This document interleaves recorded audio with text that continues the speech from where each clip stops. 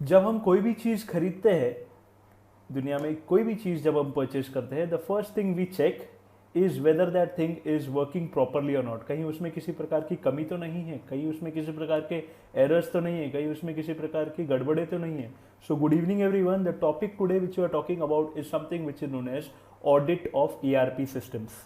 ध्यान देना, जैसे मैंने आपको कहा कि कोई भी चीज़ अगर आप खरीदते हो तो वो चीज़ में आप चेक करते हो कि उसमें कहीं कमी तो नहीं है। इसी प्रकार से हमको ईआरपी में जो एक इतना बड़ा सिस्टम है, लाखों करोड़ों का सिस्टम है, तो उसको ऑडिट करना एक ऑडिटर की जिम्मेदारी है। And there comes some important topic which is definitely relevant to your syllabus, relevant to chartered accountancy, कि आखिर आपके सिलेबस में ये चीज़ें क्यों है, ये यहाँ पर थोड़ा सा प्रूव हो जाता है। क्योंकि आप ही वो लोग होंगे जो जाकर चेक करेंगे कि सिस्टम सही से चल रहा है या नहीं, सिस्टम में कहीं एरर्स तो नहीं है, सिस्टम में कहीं कमियां तो नहीं है, सिस्टम कहीं गलत रिपोर्ट्स, गलत इनपुट, सही इनपुट गलत आउटपुट, सही इनपुट गलत आउटपुट, बेसिकली गलत इनपुट लेना और गलत आउटपुट देना, यानी it should protect wrong inputs as well, कि आप किसी भी तरीके से रोके गलत इनपुट ना जाए, सही इनपुट देने के बावजूद भी गलत आउटपुट मिलना। सो that is something which shouldn't happen if you understanding. कहने का मतलब ये, हम ऑडिट कर रहे हैं ईआरपी सिस्टम का, यानी हम उसमें चेक कर रहे हैं कि सिस्टम बेसिकली सही से चल रहा है या नहीं चल रहा है। अब ये सही से चल रहा है, इसको इलैबोरेट कर दिया गया है, इसको ही अपन को समझना है कि एग्जैक्टली क्या देखूं मैं जिससे पता चले कि नहीं this is completely checked, completely audited,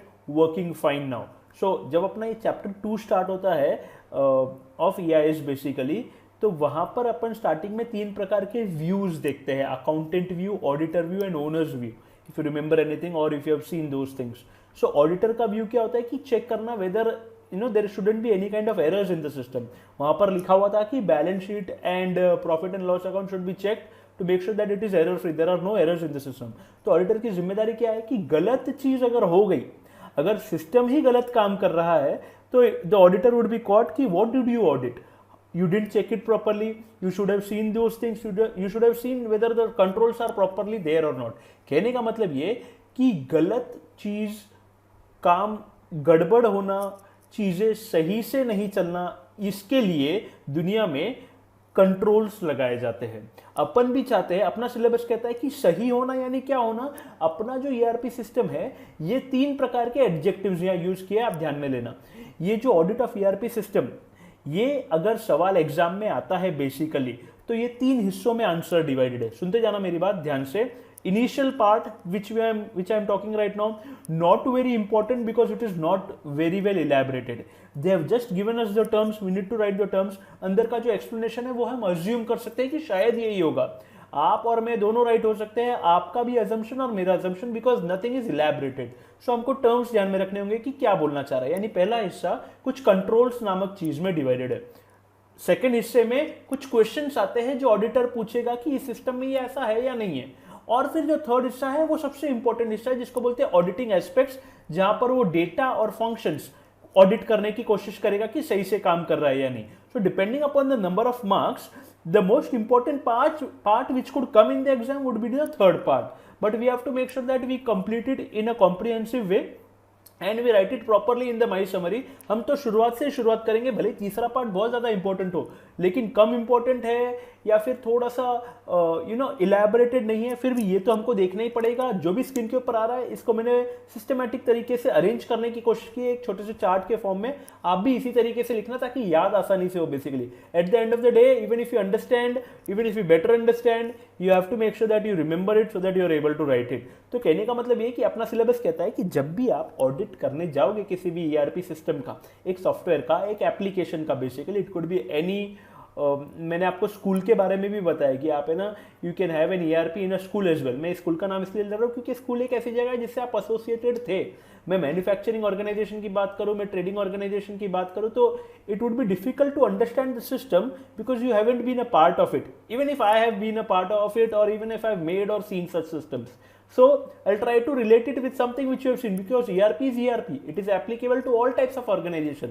सारी ऑर्गेनाइजेशन के लिए बन सकता है, लार्ज और small, and any type of work कुछ भी could be replicated inside it. तो कहने का मतलब ये कि वो ही सिस्टम या वो ही ऑर्गेनाइजेशन की बात करेंगे जिसको आप जानते हो, जिसको आपने यूज किया, जिसका आप हिस्सा रह चुके हो।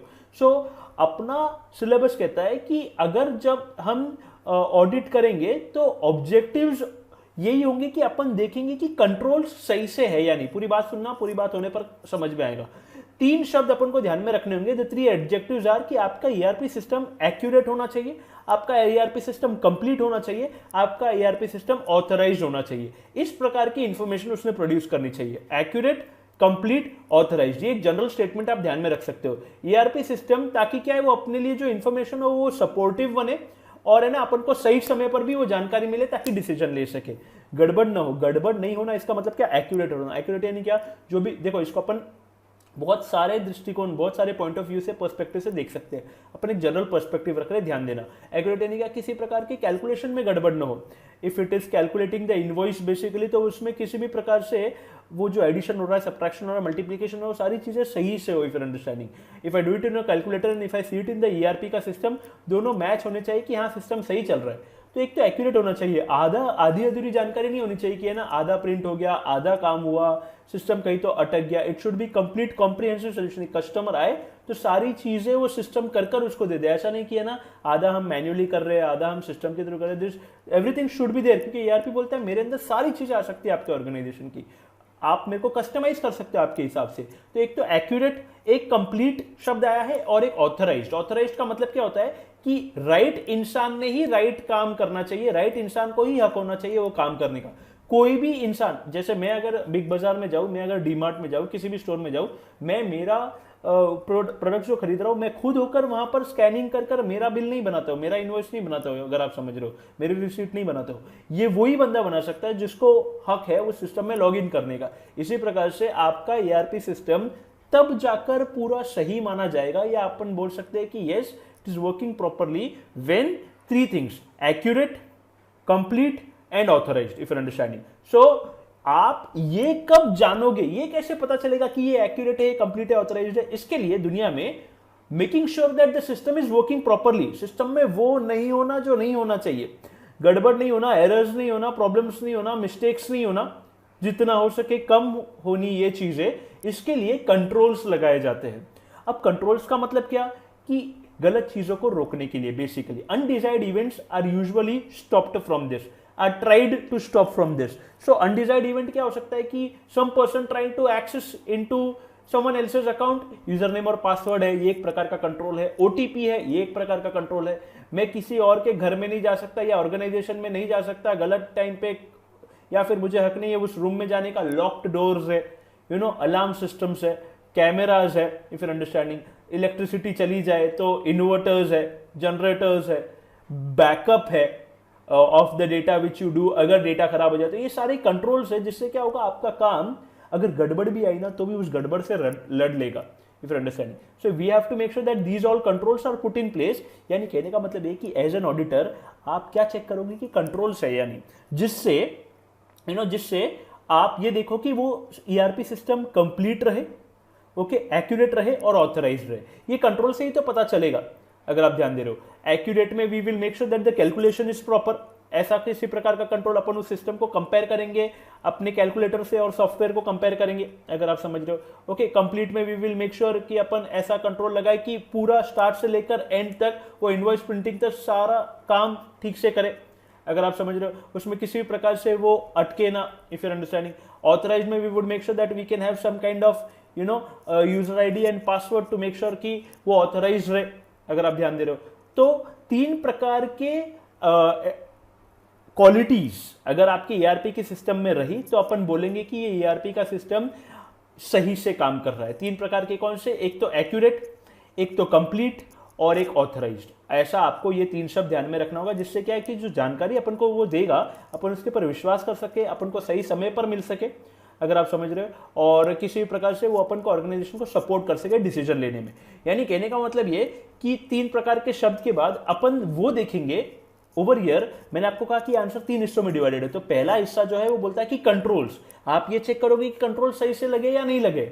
ऐसे तो आपके सिलेबस में कंट्रोल्स नामक बहुत बड़ा टॉपिक चैप्टर नंबर 3 में है, जो लगभग एक चैप्टर जितना टॉपिक है। सो यहाँ पर कंट्रोल्स के बारे में कुछ भी खास नहीं दिया गया है, लेकिन आपको अगर एग्जाम में सवाल आया कि in case of ERP system what would be the controls which would be looking at, जिससे आपको ये पता चले कि सब कुछ सही से हो रहा है या फिर आपने आपके कदम पूरी तरीके से उठा दिए जिससे गलत चीजें रुक जाए, तो ये कौन से कंट्रोल्स होंगे, ये अपना सिलेबस दो हिस्सों में डिवाइड करता है।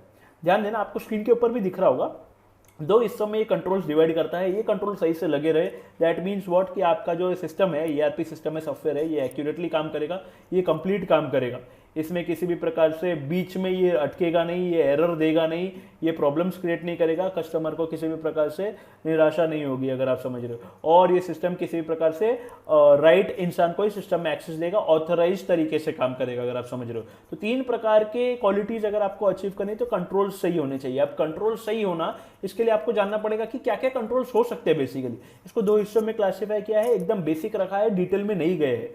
Okay, try to remember the names only. अपना सिलेबस कहता है कंट्रोल्स दो हिस्सों में डिवाइडेड है, एक होता है जनरल कंट्रोल्स, एक होता है एप्लीकेशन कंट्रोल्स।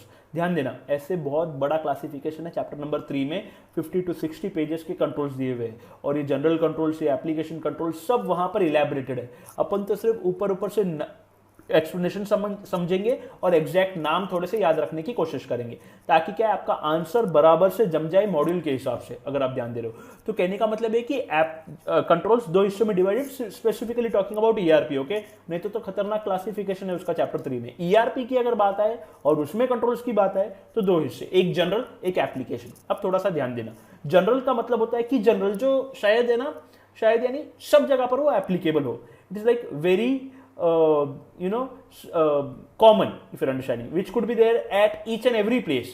भाई जनरल कंट्रोल्स में एक शब्द आया है, ध्यान देना, दो तीन शब्द अपन ध्यान में लेते हैं, अपन एग्जाम्पल के तौर पर ही इसको ध्यान में लेंगे, इसका कोई एक्सप्लेनेशन नहीं, कोई डेफिनेशन नहीं। जनरल कंट्रोल्स में आप एक शब्द ध्यान में रख सकते हो, इंफॉर्मेशन टेक्नोलॉजी इंफ्रास्ट्रक्चर। आप एक शब्द ध्यान में ले सकते हो, something known as security management. आप एक शब्द ध्यान में ले सकते हो, डेवलपमेंट, मेंटेनेंस, ऐसे कुछ शब्द आए। अब इनका अपन अज्यूम कर एक्सप्लेनेशन समझने की कोशिश करते हैं।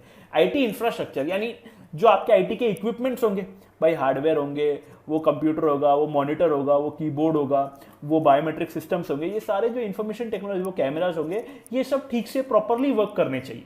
ऐसा अपन अज्यूम कर रहे हैं कि यही तो मतलब होगा इसका, और ये सब जगह पर लागू हो सकता है ना। इससे तो जनरल हर प्रकार की आईटी ऑर्गेनाइजेशन में, हर प्रकार की ऑर्गेनाइजेशन में जिसमें थोड़ा सा आईटी का काम होता है, this point can come even if it doesn't use ERP, but still this point can come कि आपके जो इक्विपमेंट्स है वो प्रॉपरली वर्क करें। अगर आप समझ रहे हो, आपके इक्विपमेंट्स में प्रॉपर सिक्योरिटी रहे। यार सिक्योरिटी तो अपने घर पर भी होती है, if you understanding. Lock doors है अपने घर पे, जो इंपॉर्टेंट सामान अपन रखते हैं वहां पर भी we lock our cupboards basically. किसी कोई घर में we have lockers as well inside which are hidden. So कहने का मतलब है कि ये चीज काफी जनरल हो गई ना, इसलिए तो सिक्योरिटी ये शब्द आया, सिक्योरिटी मैनेजमेंट। सो एक तो इंफ्रास्ट्रक्चर आप शब्द ध्यान में रख सकते हो, एक सिक्योरिटी मैनेजमेंट ध्यान में रख सकते हो, एक मेंटेनेंस ये शब्द ध्यान में रख सकते हो। मेंटेनेंस तो अपन करते ही है ना हर चीज का, जैसे घर का भी मेंटेनेंस होता है, एसी का भी मेंटेनेंस होता है, सिस्टम का भी मेंटेनेंस, मेकिंग श्योर कि उनकी लाइफ बड़ी हुई रहे, मेकिंग श्योर कि जो अनवांटेड डेटा है वो जाए। अपन अगर अपने सिस्टम में एंटीवायरस है तो अपन अपने सिस्टम को मेंटेन कर रहे हैं, गलत चीजों से बचा रहे, अगर आप समझ रहे हो। तो घर की भी साफ सफाई करना, इक्विपमेंट्स की भी साफ सफाई करना, उनके अंदर भी मेकिंग श्योर कि ऐसा डेटा ना हो जो आपको किसी भी प्रकार से हार्म करे। तो maintenance can be a term which could come under general controls. आप सिर्फ ये दो तीन नाम ध्यान में रखो, आपका काम खत्म होता है, इधर इलैबोरेट करना ही नहीं है। अगर आपको आता भी है ना मतलब, या कोई और चैप्टर में भी आप इसका मतलब देख लो, समझ लो, फिर भी आई एम सॉरी आप इलैबोरेट नहीं करोगे। ऑडिट ऑफ ईआरपी सिस्टम्स में पहले आपको लिखना है कि ईआरपी सिस्टम अपन को तीन चीजें चाहिए। ईआरपी सिस्टम ने तीन प्रकार की इंफॉर्मेशन की तीन क्वालिटीज होनी चाहिए। एक तो एक्यूरेट, एक कंप्लीट पूरी मिले, आधी अधूरी जानकारी ना मिले, और एक ऑथराइज्ड इंफॉर्मेशन मिले, ताकि क्या है वो सपोर्टेबल भी हो और टाइमली हो। टाइमली का मतलब क्या कि वो अपन को जब चाहिए तब मिल सके, ऐसा नहीं कि लेट हो गया तो डिसीजन लेने में लेट हो जाएगा, सिस्टम स्लो चल रहा है वगैरह। सो फॉर अंडरस्टैंडिंग, तो ये भी एक प्रकार से इनकम्प्लीट हो गया अगर सिस्टम स्लो चल रहा है तो, क्योंकि अपन को टाइम पर जानकारी नहीं मिली, इफ यू अंडरस्टैंडिंग। सो कहने वाला भी कि सिस्टम एकदम up and fast properly run करता रहे, ये भी आपको देखना पड़ेगा, तभी आपको इन्फॉर्मेशन कंप्लीट मानी जाएगी। टाइम पर चीज मिलेगी तभी तो कंप्लीट है, नहीं तो टीचर क्या करते हैं कि इनकम्प्लीट लिखते हैं आपके नोटबुक में। तो इनकम्प्लीट का मतलब कि आपने टाइम पर कंप्लीट नहीं किया। Friends, time factor comes into picture, यानी किसी ना किसी प्रकार से उस समय कोई गड़बड़ हो गई जिससे वो कंप्लीट नहीं हो पाया। तो अगर किसी प्रकार से इलेक्ट्रिसिटी चली जाए तो इन्वर्टर का होना आपके काम को कंप्लीट करवाएगा। तो इसी प्रकार से ये कंट्रोल्स है या नहीं ये देखना, अगर आप समझ रहे हो। तो 3 प्रकार के एडजेक्टिव्स या 3 प्रकार की क्वालिटीज क्या बनी, वो बनी एक्यूरेट, कंप्लीट एंड ऑथराइज। ध्यान देते रहना, याद करना है basically. Theoretical topic try to remember कि ईआरपी सिस्टम्स शुड प्रोड्यूस, आप यहां से लिखना स्टार्ट कर सकते हो सेकंड लाइन से, ERP systems should produce accurate, यहां से एक्चुअली इंपॉर्टेंट चीज है ये, तो आप यहां से लिखना स्टार्ट कर सकते हो।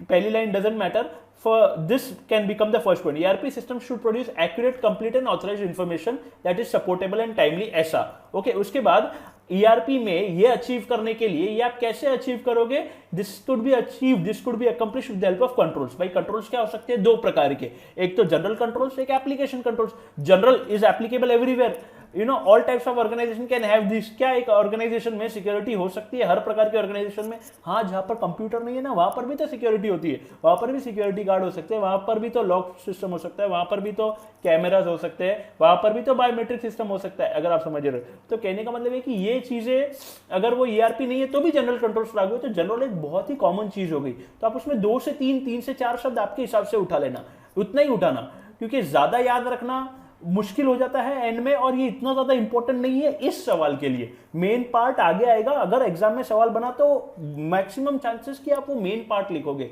फिर भी ये आपको पूरा टॉपिक क्या मेन पार्ट है क्या मेन पार्ट नहीं है ये तब समझ में आएगा जब मैं एंड पार्ट कंप्लीट कर लूं, तब आपको समझेगा okay this is there kind of a formality but that would be more important, क्योंकि कंट्रोल्स यहां से नहीं पूछे जाएंगे।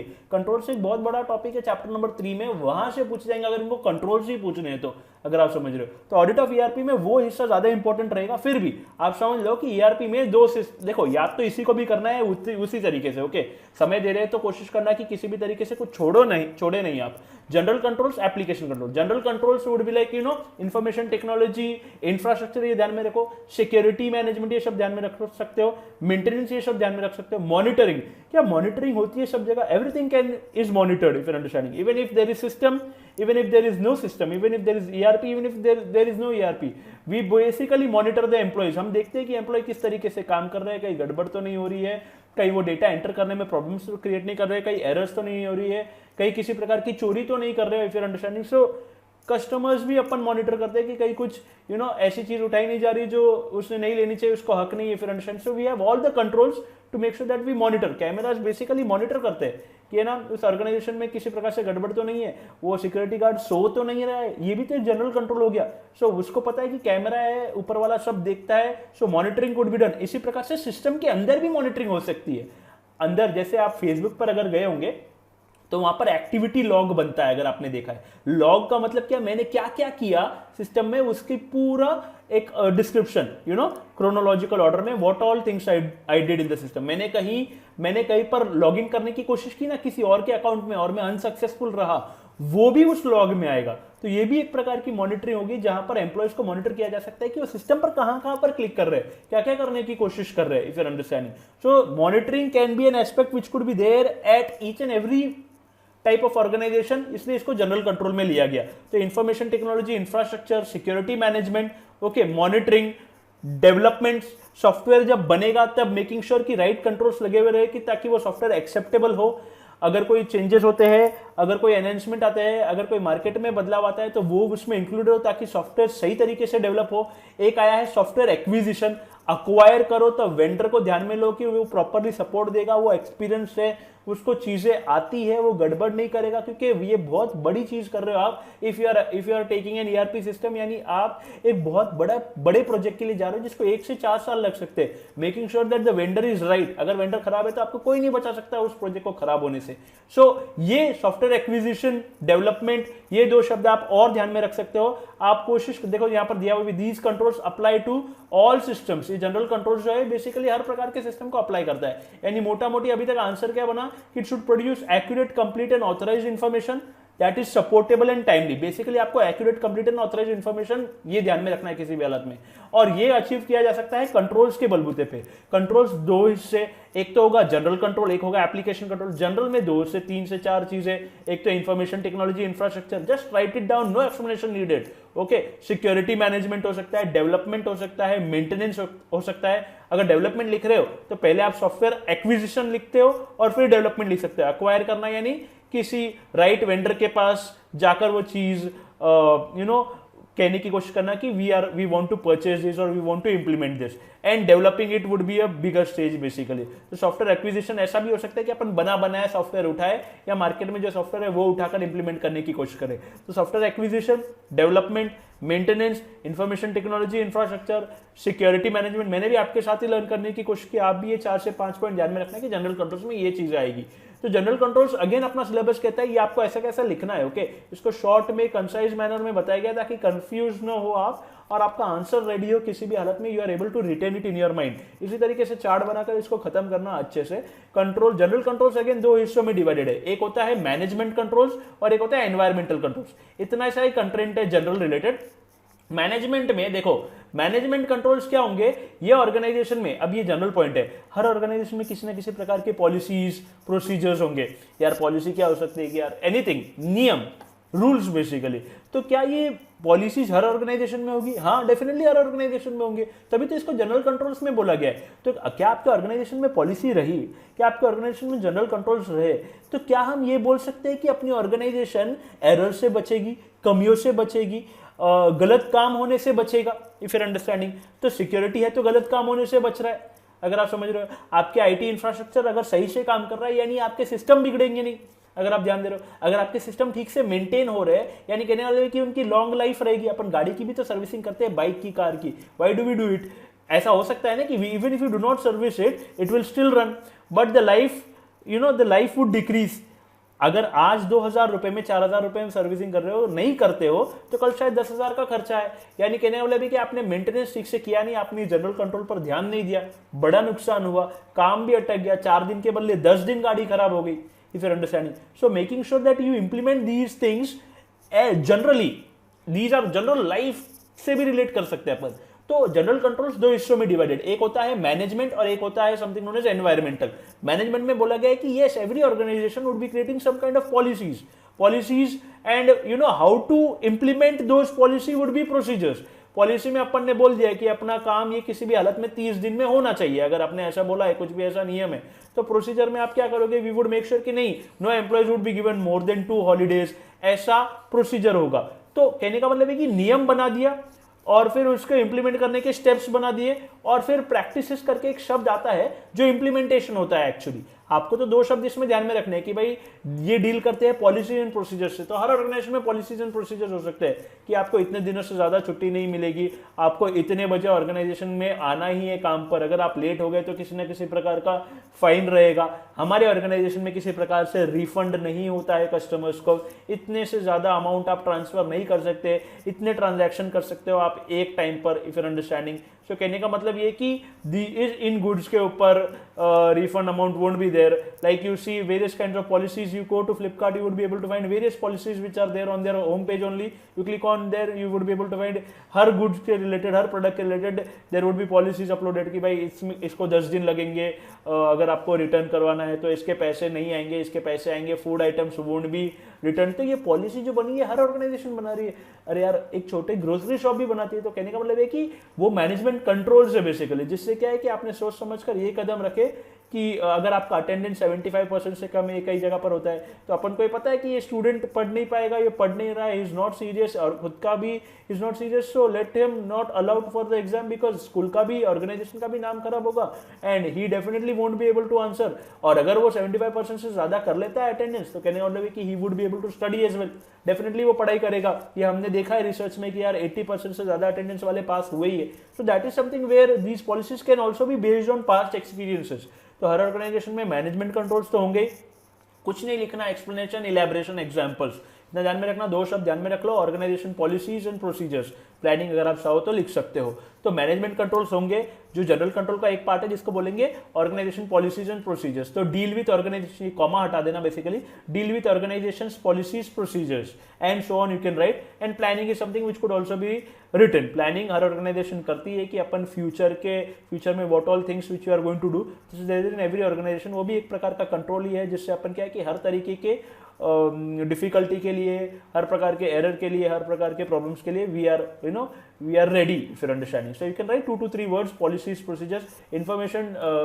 जनरल कंट्रोल्स में पहला था controls are divided into 2 parts, general and application. General में you need to write information technology. अच्छा, वापस एक बार थोड़ा सा रिवाइज करते ताकि ये ना आंसर पक्का हो जाए. ईआरपी में बेसिकली वो जो अपने इंफॉर्मेशन की क्वालिटी होनी चाहिए उसमें 3 चीजें होनी चाहिए. एक तो एक्यूरेट, एक तो कंप्लीट, एक ऑथराइज. आपका आंसर इस तरीके से शुरू होगा कि ERP system should produce accurate, complete and authorised information which would be supportable and timely. ये कैसे अचीव होंगे अपन को accurate, complete and authorised information? उसके लिए you will have to make sure that the controls are there. आप as an auditor make sure करोगे कि ये जनरल कंट्रोल या एप्लीकेशन कंट्रोल प्रॉपर्ली लगे या नहीं लगे. तो जनरल कंट्रोल्स में क्या आएगा? इंफॉर्मेशन टेक्नोलॉजी, इंफ्रास्ट्रक्चर आ सकता है, सॉफ्टवेयर एक्विजिशन, सॉफ्टवेयर डेवलपमेंट आ सकता है, मेंटेनेंस आ सकता है अगर आप ध्यान दे रहे हो, सिक्योरिटी मैनेजमेंट आ सकता है अगर आप ध्यान दे रहे हो. These things could be a part and these are applicable to each and every type of system और ऑर्गेनाइजेशन. हेंस इसको जनरल कंट्रोल कहा गया. दूसरे इसको जनरल कंट्रोल को 2 हिस्सों में डिवाइड किया, एक मैनेजमेंट, एक एनवायरमेंटल. मैनेजमेंट में ऑर्गेनाइजेशन, पॉलिसीज, प्रोसीजर्स, ये भी होना एक प्रकार से कंट्रोल है अगर आप समझ रहे हो. एनवायरमेंटल कंट्रोल्स में आपको सिर्फ इतना लिखना है कि these are the operational controls. अब ये कुछ भी नहीं लिखना है इसके बारे में, इफ यूर अंडरस्टैंडिंग, कुछ भी इलैबोरेट नहीं करना. लेकिन चैप्टर नंबर 3 में बहुत ही इलैबोरेटेड फॉर्म में एनवायरमेंटल कंट्रोल दिया गया है. भाई एनवायरमेंटल कंट्रोल्स का मतलब क्या कि ऑपरेशन सही से हो, आपके काम में गड़बड़ ना हो. अब एनवायरमेंटल रिलेटेड क्या प्रॉब्लम्स हो सकती है? भाई फायर रिलेटेड एरर्स हो सकते हैं. यू शुड हैव अपना चैप्टर 3 इलैबोरेट करता है एनवायरमेंटल कंट्रोल्स को. Fire related, water related, pollution related, energy variation related. यानी कहने का मतलब ऊपर ऊपर से बताता हूं, अगर फायर लग जाती है तो अपने इधर फायर एक्सटिंग्विशर होना चाहिए अगर आप समझ रहे हो. अगर पावर में किसी प्रकार की गड़बड़ होती है तो उसको वोल्टेज रेगुलेटर बोलते हैं, या वो फ्यूज अगर आपने सुना है तो, या फिर इलेक्ट्रिसिटी चली जाए तो इन्वर्टर्स का होना. ये आपको एनवायरमेंट फेवरेबल बनाएगी. आपका एनवायरमेंट अगर फेवरेबल नहीं रहा तो आप काम नहीं कर पाओगे, आप ऑपरेशंस नहीं कर पाओगे, आपका काम रुक जाएगा. If understanding. अरे इलेक्ट्रिसिटी नहीं है तो हम अभी कुछ नहीं कर सकते. That becomes an unfavourable environment because you do not have the controls to do the operations. अगर आप समझ रहे हो तो कहने का मतलब है कि अगर डेटा किसी प्रकार से नहीं रहे, डेटा पे किसी प्रकार से खराब हो जाए बेसिकली, तो बैकअप का होना भी एक प्रकार से कंट्रोल होता है. तो आप तो बेसिकली इसके बारे में कुछ लिखना नहीं है, आपको सिर्फ इतना ध्यान में रखना है कि ये ऐसे कंट्रोल से जो ऑपरेशंस में कमी ना आने दे अगर आप ध्यान दे रहे हो. तो कहने का मतलब है कि fire related, water related is something which is given in the, or energy variation related, basically water related there could be alarms which could be set अगर कहीं पर वाटर लीकेज वगैरह होता है तो इससे क्या है कि आपके ऑपरेशंस में कमी नहीं आएगी. ये चीजें आपके काम को रोक सकती है. फायर आपके काम को रोक सकता है, वाटर आपके काम को रोक सकता है अगर ऑर्गेनाइजेशन में ऐसी चीजें होती है तो. या फिर बेसिकली एनर्जी, पावर, जो इलेक्ट्रिसिटी है वो आपके काम को रोक सकती है. तो उसमें ये भी दिया गया है वहां पर कि आप इलेक्ट्रिसिटी 2 सोर्स से ला सकते हो बेसिकली. एक अगर नहीं चले तो दूसरा तो एटलीस्ट रहे. तो इस प्रकार का भी बैकअप, पावर फ्रॉम 2 सबस्टेशंस. यहाँ पर कुछ भी नहीं लिखना है, यहाँ पर तो सिर्फ आपको ये लिखना है कि जनरल कंट्रोल्स 2 हिस्सों में डिवाइडेड है. एक है मैनेजमेंट कंट्रोल्स, एक है एनवायरमेंटल कंट्रोल्स. मैनेजमेंट कंट्रोल्स में deals with organizations, policies, procedures and so on. Environmental controls are the operational controls. समय मिला, इच्छा रही आपको, बहुत ज्यादा ही आपको लग रहा है तो you can write which could be related to when you would be studying chapter number 3, you can write to prevent from fire damage or water damage or from energy variation अगर आप चाहो तो. बाकी यहाँ पर इसके लिखने की बिल्कुल भी जरूरत नहीं है from the examination point of view. तो अगर अपन थोड़ा सा रिवाइज करने की कोशिश करें तो अपना आंसर क्या बना कि ईआरपी के सिस्टम को मेरे को चेक करना है कि इसमें गड़बड़ तो नहीं है, ये सही से तो चल रहा है. That would be your main role. देखो ईआरपी बनाने वाले सॉफ्टवेयर डेवलपर्स होंगे लेकिन चेक करने वाले आप ही होंगे. तो आपको ईआरपी क्या होता है ये भी जानना चाहिए, और इसमें गड़बड़ कैसे न हो इसको रोकने के लिए कंट्रोल्स क्या होते हैं ये भी जानना पड़ेगा अगर आप समझ रहे हो. तो कंट्रोल्स की अगर अपन ध्यान दें तो अपना सिलेबस कहता है कि ईआरपी सही से चले, ये तो पूरी जिम्मेदारी आपकी है as a chartered accountant, as an auditor अगर आप समझ रहे हो. तो आप ये देखोगे, आपका आंसर आप लिखना यहां से स्टार्ट करना. ERP system should produce accurate, complete and authorised information in a supportable and timely manner, ताकि टाइम पर मिल सके. टाइम पर नहीं मिलना भी एक प्रकार से इनकम्प्लीट हो जाता है. तो ये कैसे अचीव करोगे आप? कैसे मुझे एक्यूरेसी मिलेगी, कैसे मुझे कंप्लीटनेस मिलेगी, कैसे मुझे ऑथराइज्ड डेटा मिलेगा या ऑथराइज्ड इंफॉर्मेशन मिलेगी? ये मिलेगी अगर मैं कंट्रोल सही से लगाऊं तो मोटा मोटी इसको कंट्रोल्स को जनरली 2 हिस्सों में डिवाइड किया है, एक जनरल, एक एप्लीकेशन. जनरल कहता है कि वो चीजें अगर आप बेसिक चीजें लगाओगे, देखो स्पेसिफिक नहीं हो रहे अपन, सॉफ्टवेयर रिलेटेड अंदर के कंट्रोल्स में, अपन एप्लीकेशन कंट्रोल्स में वो थोड़ा आएगा, लेकिन जनरल कंट्रोल्स में आपको तो सिर्फ ये ध्यान में रखना है कि आपके जो कंपोनेंट्स है, इक्विपमेंट्स है, इंफॉर्मेशन टेक्नोलॉजी इंफ्रास्ट्रक्चर, ये सब ध्यान में रखो। ये इतना ही ध्यान में रखना है, ये सही से चल रहा है या नहीं, इक्विप्ड है या नहीं, इसमें जो रिक्वायरमेंट है उस हिसाब से वो चीज़ें है या नहीं, उसमें वो अपने सॉफ्टवेयर को ठीक से झेल पाएंगे या नहीं, if understanding. Security management, security है या नहीं, वो सॉफ्टवेयर अपन ने जो अक्वायर किया है सही जगह से अक्वायर तो किया है, मेंटेनेंस सही से हो रहा है या नहीं हो रहा है, सॉफ्टवेयर अगर बना रहा है तो डेवलपमेंट सही से हो रहा है या नहीं हो रहा है। These terms would be coming which would be applicable almost everywhere, अगर आप समझ रहे हो तो। कहने वाला सिक्योरिटी हर जगह होती है, और अगर ईआरपी नहीं भी हो तो भी आईटी के कुछ सिस्टम्स हो सकते हैं जिसको अपन ध्यान देंगे कि वो मेंटेन करेंगे। कि अपन, मैंने कहा ना, घर के एसी भी मेंटेन करते हैं, इसी प्रकार से ये चीजें भी आपको मेंटेन करनी पड़ेगी फिर अंडरस्टैंडिंग। कार्स बाइक्स भी अपन मेंटेन करते हैं, सर्विस करते हैं, तो इनका भी आपको ध्यान रखना पड़ेगा। ये भी एक प्रकार का कंट्रोल है ताकि वो चीजों में गड़बड़ न हो।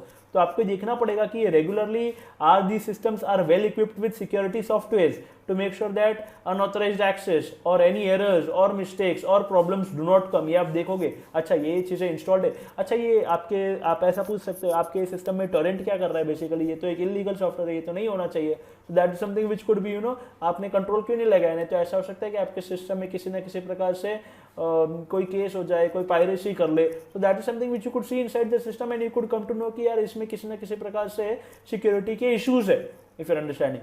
सो ये मैं अज्यूम कर रहा हूँ, अपन को लिखना नहीं है इसके बारे में कुछ, आपको सिर्फ ये सब लिखना है। Information technology infrastructure, software acquisition, software development हो सकता है, मेंटेनेंस हो सकता है, सिक्योरिटी मैनेजमेंट हो सकता है। जनरल कंट्रोल्स कहता है कि ये दो हिस्सों में डिवाइडेड है। दो हिस्से कौन से, एक तो मैनेजमेंट कंट्रोल्स, यानी मैनेजमेंट अगर पॉलिसी बनाती है, प्रोसीजर्स बनाती है तो भी एक प्रकार का कंट्रोल है, जिससे क्या है कि काम में गड़बड़ ना हो, एम्प्लॉय सही से काम करे, सिस्टम सही से काम करे, सारी चीजें तरीके से चले। तो ऐसा नहीं कि रैंडमली कोई भी आ रहा है, कोई भी जा रहा है। We have a proper time to come, we have proper amount of leaves in the organization, we have proper passwords and everything in the organization, we have a proper system which is allocated to us, basically we have proper iCards and everything. So you would be allowed only with these things, making sure that these things are properly working। यार organization में होता है तो management के controls. Second है something known as environmental controls, जिससे क्या है, these are basically operational controls. इससे क्या है कि आपके ऑपरेशन में गड़बड़ न हो।